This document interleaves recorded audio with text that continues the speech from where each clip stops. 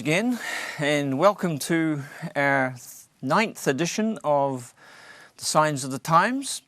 Last time we finished by saying we're going to look at the resource wars. But first I would like to read you a statement from a normal, average American who wrote a letter to the editor of his newspaper. And it's called Clear as Mud. And it starts off by saying, "Are you confused by what is going on in the Middle East? Let me explain. We support the Iraq government in the fight against Islamic State. We don't like ISIS, but ISIS is supported by Saudi Arabia, whom we do like. We don't like President Assad in Syria. We support the fight against him, but not ISIS, which is also fighting against him. We don't like Iran, but Iran supports the Iraqi government against ISIS. So some of our friends support our enemies, and some of our enemies are our friends, and some of our enemies are fighting against our other enemies, whom we want to lose. But we don't want our enemies who are fighting our enemies to win.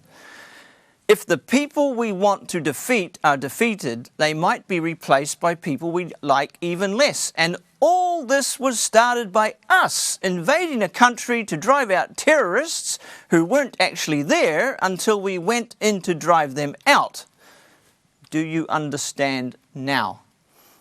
Well, that is a pretty accurate portrayal of what is going on in the Middle East at the moment.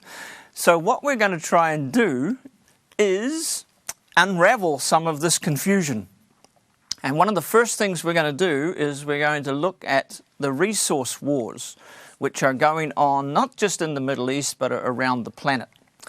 Now, people are saying on a regular basis, people with so-called authority and people that think we must listen to their opinions, they're saying on a constant basis that the world is running out of resources, running out of oil, out of gas, out of water, and the economic growth is over, and we have to try and find prosperity without growth.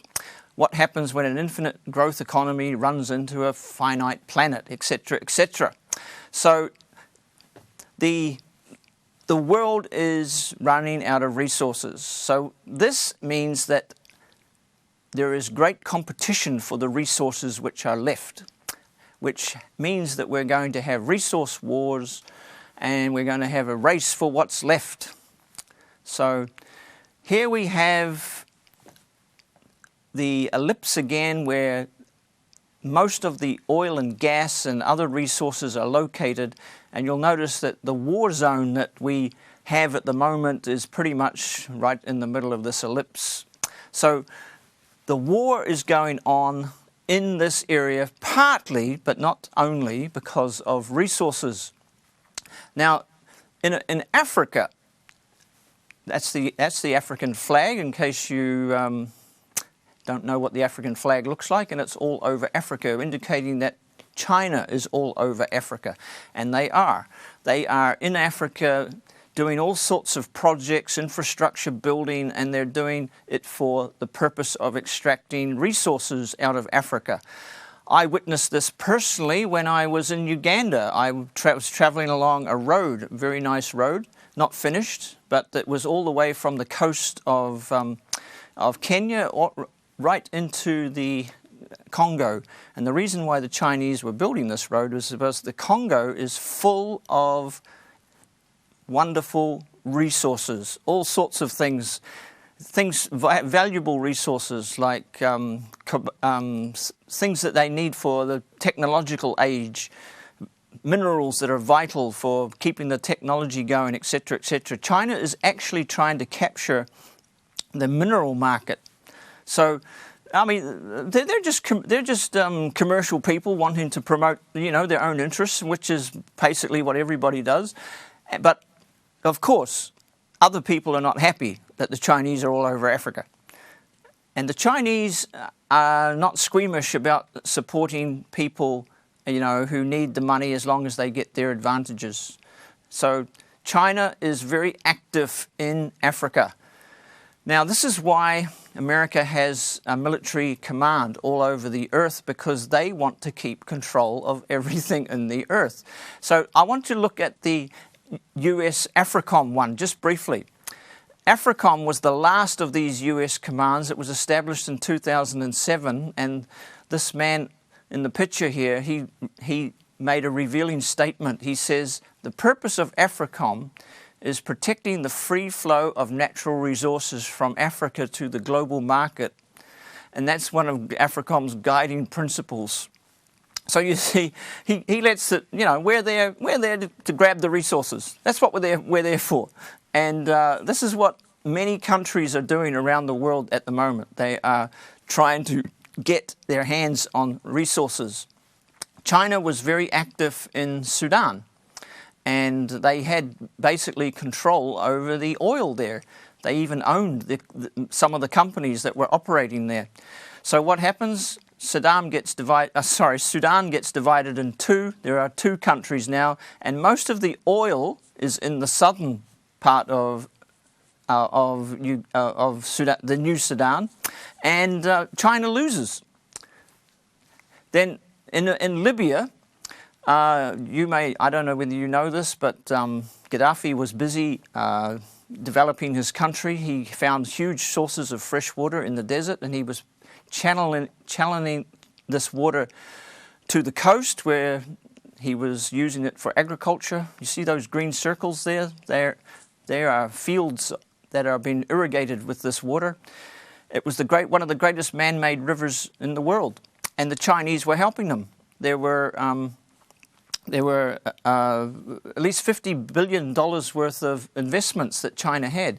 But when Libya fell, China gets kicked out. The Chinese government had to organize a rescue effort for about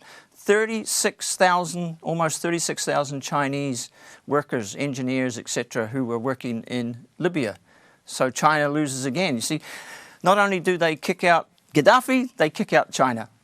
So you see, there is lots of tension in the world today simply on this particular issue of resources. So we're going to go now to the energy wars, because the energy wars are related to the resource wars. Now, what's happening in the Middle East at the moment is that Russia and its allies and the US and its allies are fighting proxy wars in the Middle East. A proxy war is when you get somebody else to do your fighting for you. So that the two great powers, Russia, well, it's becoming a great power again, so that the major powers, let's put it that way, do not actually conflict with each other, but they conflict through their proxies. So that's what's happening in the Middle East. And one of the reasons why the conflict in the Middle East is going on, because the question is, who will supply the European gas market? There is gas in Russia, gas in the Middle East, and Russia at the moment has the primary responsibility for supplying Europe with gas. And gas is what Europe needs, because they don't have any of it of their own. So gas is important for Europe, and they need it. They need a supply, and the ones who have gas need to get it to Europe, because that's where the biggest market is. So what we have here is pipeline wars, supplying the gas to Europe. Let me show you. Up here, you have the Nord Stream gas pipe. That's recently been built by Russia. But you see, most of the pipelines go through Ukraine. Have you heard of Ukraine in the news recently? Yes. Well, we'll get to that in a moment. Now, Russia wanted to avoid the Ukraine. They realize now that they have a problem with Ukraine, so they want to build a new pipelines to Europe. The Americans are trying to beat the Russians to it. They wanted to build this pipeline called the Nabucco gas pipeline, and you'll see that it avoids Russia. It goes through Turkey, and they were looking at gas supplies from Azerbaijan and even possibly from Iran. That's before Iran became a bad boy. But that pipeline failed. And one of the reasons was because they were a little uncertain about who was going to supply the gas. But now Russia has come up with one of their own. Now this is South Stream, and they want to build a pipeline from Russia through the Black Sea into Bulgaria and onward into the rest of Europe. But America wasn't happy with this pipeline, and they put pressure on the European powers to make it so difficult. They put so many restrictions upon this pipeline that virtually, if Russia agreed to these restrictions, that they would virtually lose control of their own pipeline, and it would fall into the hands of the EU members. So they said, no, thank you. They did initially have an agreement with these governments, but they said they made it so difficult that they said, no, thank you. And Putin did something quite amazing when it comes to the pipeline wars. He went directly to Turkey and he said to him, hey, Mr. Erdogan, would you like some cheap gas? And so now the proposal is to build a pipeline through the Black Sea to Turkey and then onward to Europe. And they've basically agreed to do this. And there's a comment here from Pepe Escobar. He's a journalist who writes often on these matters, and he said, this Pipelinistan, he calls it, this Pipelinistan gambit will continue to send massive geopolitical shockwaves all across Eurasia for quite some time. For the moment, let's appreciate the magnitude of the geopolitical shockwaves. There will be more when we least expect them. Now, what does he mean by that? Well, you've got to understand that Turkey is a crucial ally of America. It's part of NATO, and it's a very crucial country for America because it provides it with a platform close to Russia and to the Middle East. And so what Putin did when he went to Turkey and suggested this deal, he's pulling Turkey away from Russia and bringing it into his own orbit. And that is a very, very clever move on his part. You see, do you remember that book that Brzezinski wrote? He called it The Grand Chessboard. Well, this is how the players play the chess. And so Putin just made a wonderful move on the chessboard because it's now pulling Turkey away from America. But there are other players here too. Qatar. Qatar is full of gas, and they want to get their gas to Europe too. So they propose to build a pipeline from Qatar through Syria to the coast and transport it there from Syria to Europe.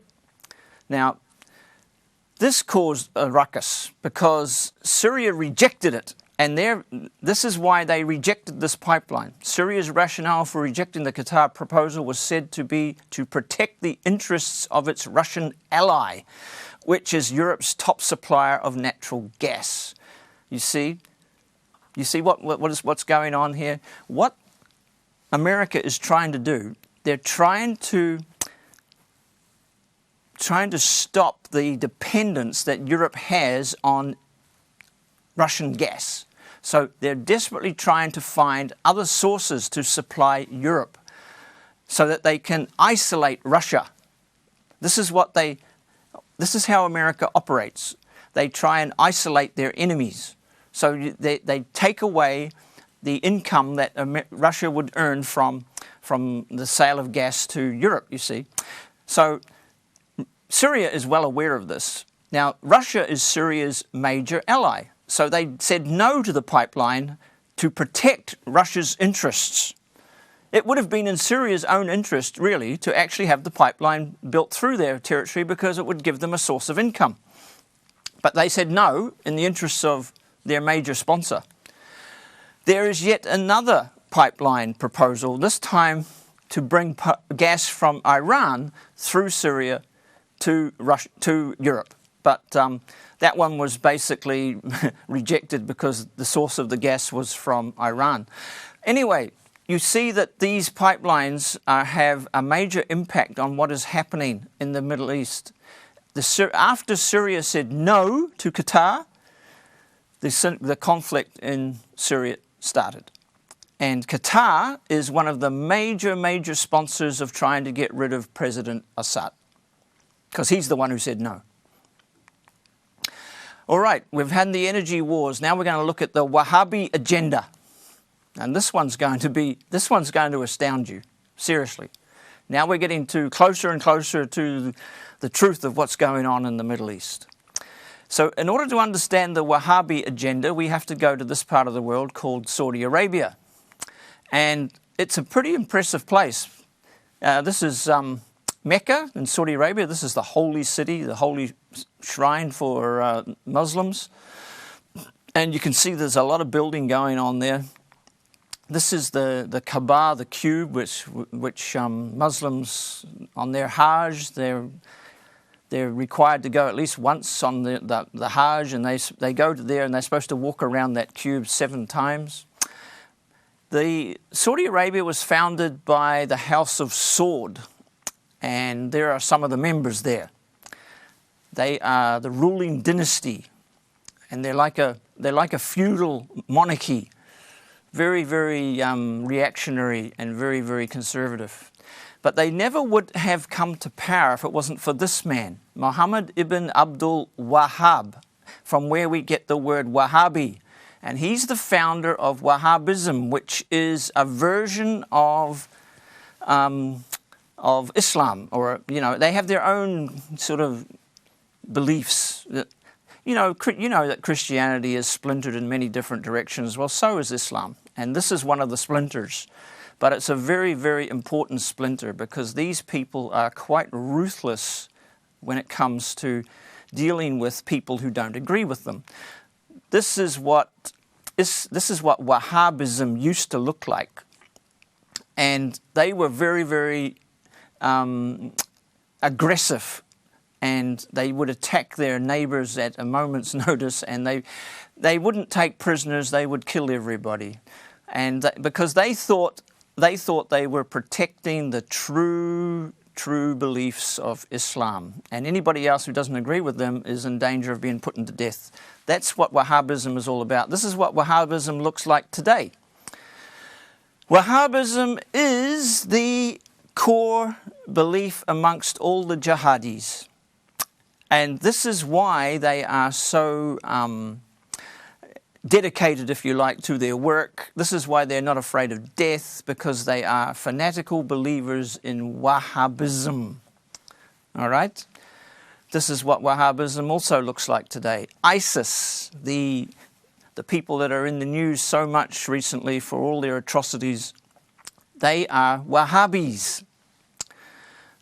They are ruthless people who will exterminate anybody who doesn't agree with Wahhabism. This is what Wahhabism looks like for the women.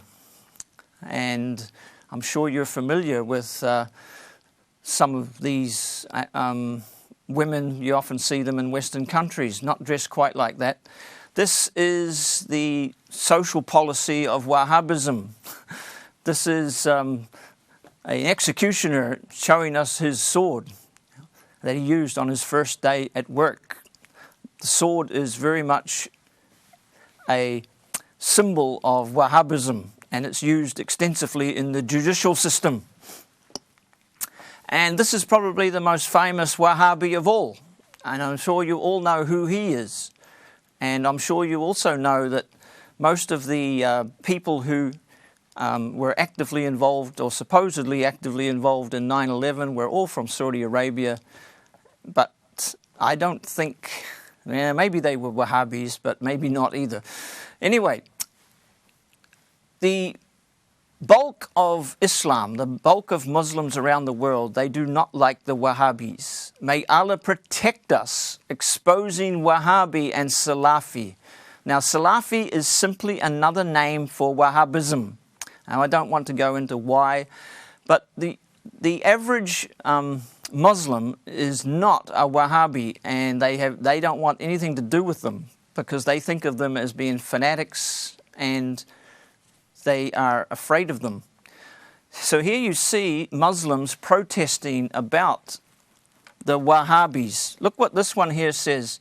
This one here says, no to Wahhabi and Takfiri extremism. Now, Takfiri is a word that Muslims use when they want to say that this person is not a real Muslim. A Takfiri is a person who claims to be Muslim, but the other Muslims don't recognize them as being Muslims and not true Muslims. So that's what that sign is saying there. Let me show you again. He says, no to Wahhabi and Takfiri extremism. They're saying that these people are not real Muslims. And over here it says, stop Wahhabi terrorism. And this one says, honk, if you do not like Wahhabism. So we can see that clearly here that not every Muslim supports what goes on in the Middle East. Not every Muslim supports the jihadis because they think they are extremists. Okay? That's a very important point to understand. Nevertheless, the jihadis are very active and they are basically in control. Now, this is because the Wahhabi mission and Saudi Arabia, you see, Saudi Arabia is actually exporting Wahhabism. They are promoting it. They consider it their mission as leaders to push Wahhabism upon the rest of the Muslim world and the world in general. It's a vital part of the Saudi Arabia identity. You see, we've talked about church and state, and you may think that's something that happens only in Western countries, but it's not the case. This is church and state Arab style. The Wahhabis and the Saudi Arabian government work together. There's a statement here which I'd like to read to you. Wahhabism and Saudi Arabia's ruling house of Saud have been intimately and permanently intertwined since their births. Wahhabism created the Saudi monarchy, and the house of Saud spread Wahhabism.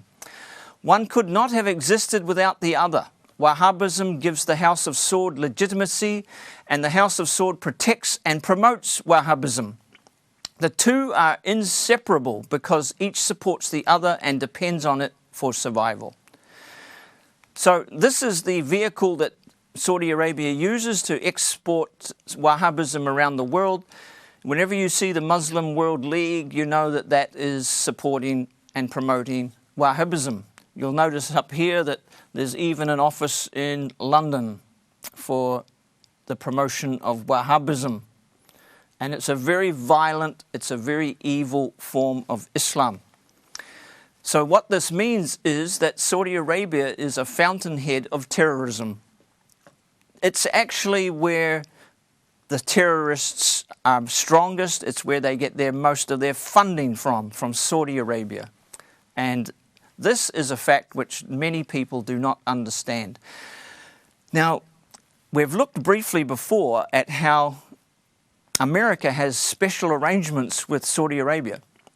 It started way back just at the end of World War II when Roosevelt had a meeting with Stalin and Churchill in the city of Yalta in Russia.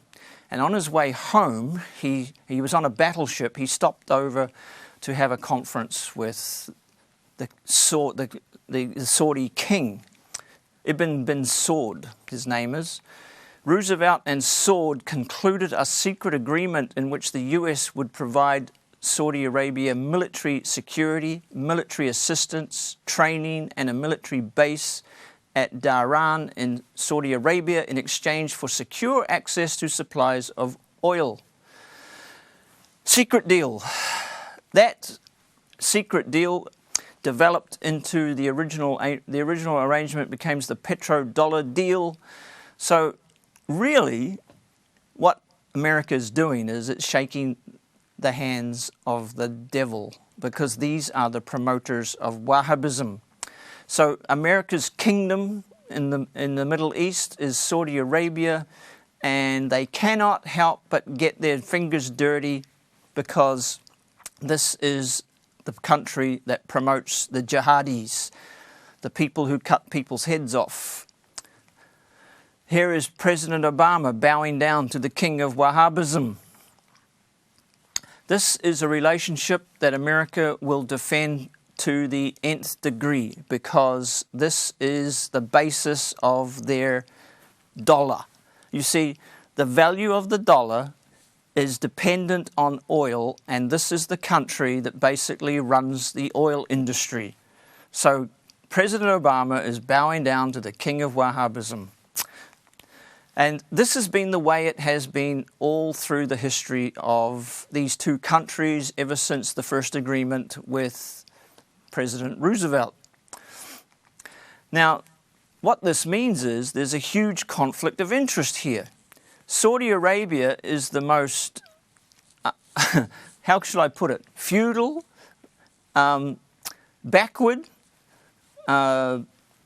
extortionate, extreme regime that the world probably has at the moment. And so what America is saying to the world is, we support the people of Libya, Syria, Tunisia, Egypt, Bahrain and Yemen as they rebel against their oppressive rulers, but not Saudi Arabia. Don't touch Saudi Arabia. That's the elephant in the room that nobody talks about. And America cannot help but be implicit in their activities which the Saudi Arabians are doing in the Middle East. You see, they're basically sticking the knife together into the Middle East, because America is protecting Saudi Arabia and Saudi Arabia is promoting terrorism. So that's one of the chief reasons why you have this confusion. You remember the letter we read about the confusion? People do not understand that America, because of its special relationship with Saudi Arabia, they can't really attack the Saudi Arabian terrorists. You understand? The ones that Saudi Arabia is spending money on. So, huge conflict of interest. Wahhabism and the US government, enemies in pretense, staunch allies in reality. And that's the fact of the matter, that's the facts on the ground in the Middle East. But it's not just Saudi Arabia. We also need to look at this little country called Qatar. Now, you may remember that Qatar got very upset when Syria declined to build a pipeline through their territory. So, Qatar is a very, very wealthy country, hugely wealthy, very impressive. Look at the construction they have there. It's a billionaire's playground. And in Qatar, we have, again, yet another American base. It's called the Al Udeid Air Base, headquarters for U.S. air operations in the region and the directing center of the air war in Syria and Iraq. Now, here, not far away from the base, is the head mosque, the chief mosque of the country. It's in the capital city of Doha. That's also where the headquarters for Al Jazeera, the TV service, is. And I'd like to read you a statement here from the Washington Post. And this is what they say. Only 20 miles from the base, that's the base we just looked at, is the Grand Mosque in the Qatari capital Doha, which has served as a key outpost for Al-Qaeda. Huh? Yeah, Al-Qaeda. Linked rebels fighting the Syrian regime. The Post noted, including the Al-Nusra Front, the official Al-Qaeda affiliate in Syria, which was formerly part of ISIS until a split last year.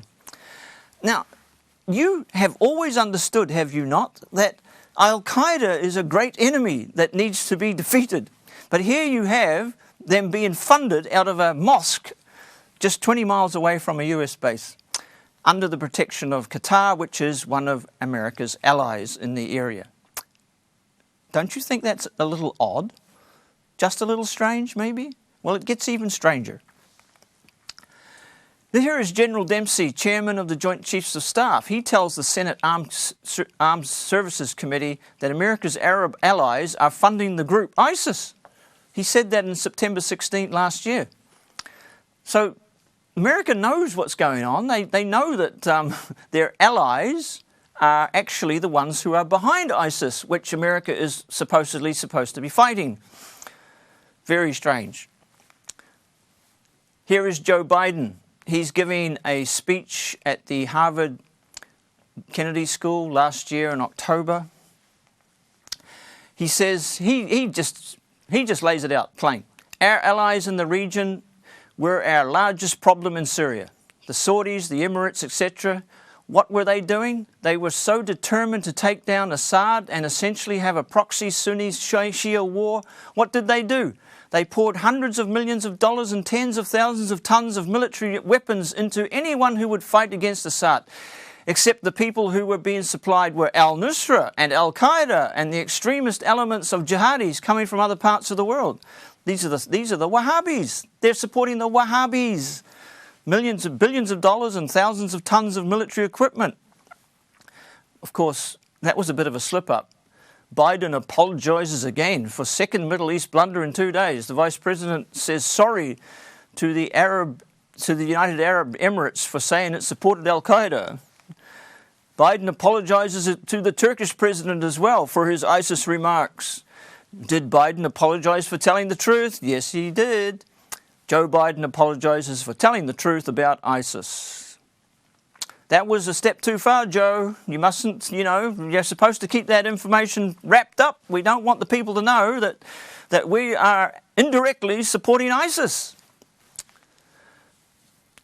The United States has conducted an escalating campaign of deadly airstrikes against the extremists of the Islamic State for more than a month, but that appears to have done little to tamp down the conspiracy theories still circulating from the streets of Baghdad to the highest levels of Iraqi government that the CIA is actually secretly behind the same extremists that it is now attacking.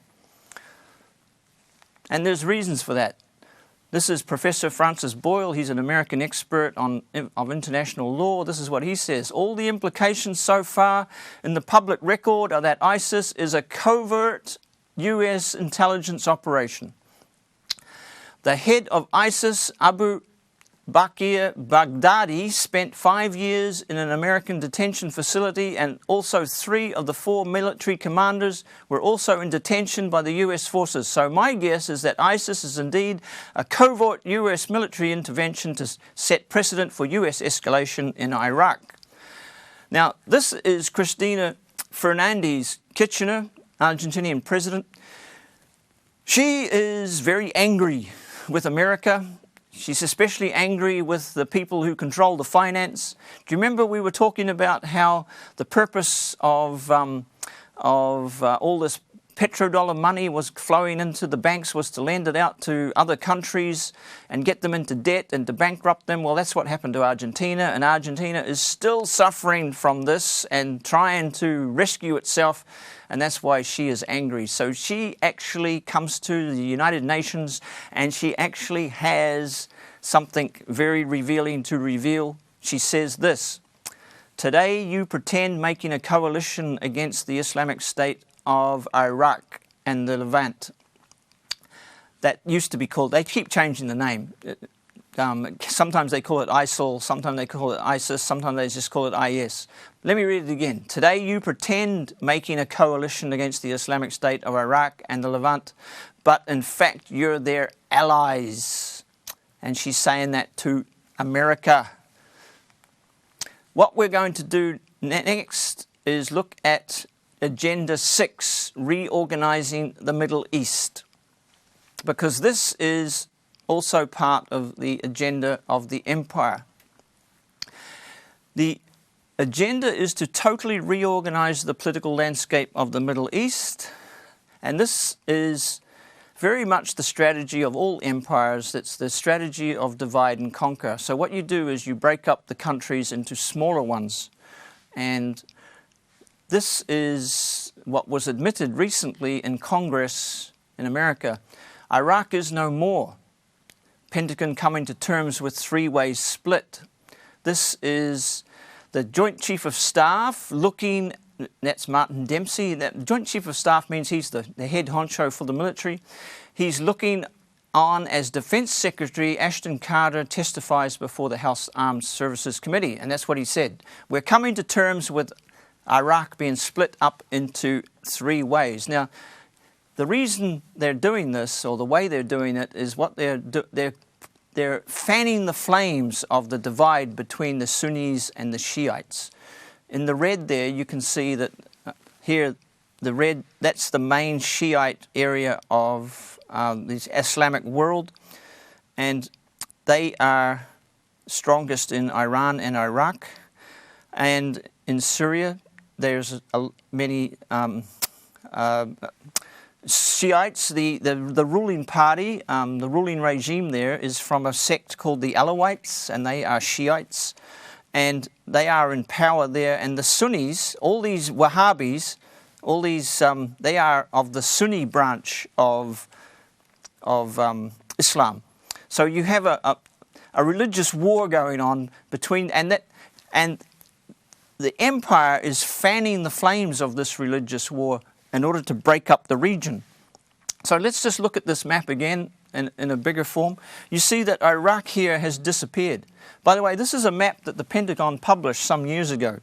They're just telling us what they want to do. You see, Iraq is broken up into a new country called Kurdistan there, and down here you have an Arab Shiite state, and over here you have a Sunni Iraq. So they've broken it up into its regional factions. Now and there's all sorts of changes going on over here. This is a brand new country here, free Baluchistan. Pakistan has lost a lot of territory. Turkey's lost some territory to Kurdistan. Jordan has been increased. There's a new country here. So you see, what they're doing is, if you can break up the region into smaller countries, you can get them in competition with one another, fighting against one another, especially if they have religious differences. And that's the plan. That's how you control a region. You break it up into smaller areas and make them fight against each other. Now, I want to share with you what this man said, Wesley Clark, 4-star general. He was the supreme Allied commander in Europe of NATO from 1997 to 2000. He was a very, very advanced man in the military. And he has an interview with Democracy Now! In March 2nd, 2007. Now, he's going to tell us what he found out when he went to the Pentagon. And remember, the Pentagon is the headquarters of the military in America. He went to the Pentagon just after 9/11. And while he was there, one of his colleagues said to him, "Hey, come in here. I have something amazing to show you." And I want to let Wesley Clark himself share with you what he discovered in the Pentagon just weeks after 9/11. Right after 9/11, about 10 days after 9/11, I went through the Pentagon and I saw Secretary Rumsfeld and Deputy Secretary Wolfowitz. I went downstairs just to say hello to some of the people on the Joint Staff who used to work for me, and one of the generals called me and he said, "Sir, you got to come in. You got to come in and talk to me a second." I said, "Well, you're too busy." He said, "No." He says, "We've made the decision. We're going to war with Iraq." This was on or about the 20th of September. I said, "We're going to war with Iraq. Why?" He said, "I don't know." He said, "I guess they don't know what else to do." So I said, "Well, did they find some information connecting Saddam to Al-Qaeda?" He said, No. He says, "There's nothing new that way. They just made the decision to go to war with Iraq." He said, "I guess it's like we don't know what to do about terrorists, but we've got a good military and we can take down governments." And he said, "I guess if the only tool you have is a hammer, every problem has to look like a nail." So I came back to see him a few weeks later, and by that time we were bombing in Afghanistan. I said, "Are we still going to war with Iraq?" And he said, "Oh, it's worse than that." He said, he reached over on his desk, he picked up a piece of paper, and he said, I just got this down from upstairs," meaning the Secretary of Defense's office today, and he said, "This is a memo that describes how we're going to take out 7 countries in 5 years, starting with Iraq and then Syria, Lebanon, Libya, Somalia, Sudan, and finishing off Iran." I said, "Is it classified?" He said, "Yes, sir." I said, "Well, don't show it to me." And I saw him a year or so ago, and I said, "You remember that?" He said, "Sir, I didn't show you that memo. I didn't show it to you." I'm sorry, what did you say his name was? I'm not going to give you his name. So go through the countries again. Well, starting with Iraq, then Syria and Lebanon, then Libya, then Somalia and Sudan, and then back to Iran. But when you leave, the Saudis have got to find someone to fight the Shias. Who are they going to find? Al-Qaeda. Because the groups of Sunnis who would be extremists and willing to fight would probably be the groups connected to Al-Qaeda. So one of the weird inconsistencies in this is that were we to get out early, we'd be intensifying the threat against us of a super powerful Sunni extremist group, which was now legitimated by overt Saudi funding in an effort to hang on to a toehold inside Iraq and block Iranian expansionism. So, we have heard what Clark found out in the Pentagon, and it's pretty amazing. Pretty amazing, because what he says is that they already had pre-planned before 9/11. They had a plan in place how they were going to go into all these different countries and take them over. And so you can see that there is another agenda here. This plan was in place before 9/11, and there is another agenda, and it's an unspoken agenda, and it's a hidden agenda, and that's what we're going to talk about next time. The final agenda. What is it? Before we go, God is in control again. Don't forget. I want to read the end of Psalm 91 for you. Thou shalt tread upon the lion and the adder, the young lion and the dragon shalt thou trample under feet. Because he hath set his love upon me, therefore I will deliver him. I will set him on high, because he hath known my name. He shall call upon me, and I will answer him. I will be with him in trouble. I will deliver him and honor him. With long life will I satisfy him and show him my salvation.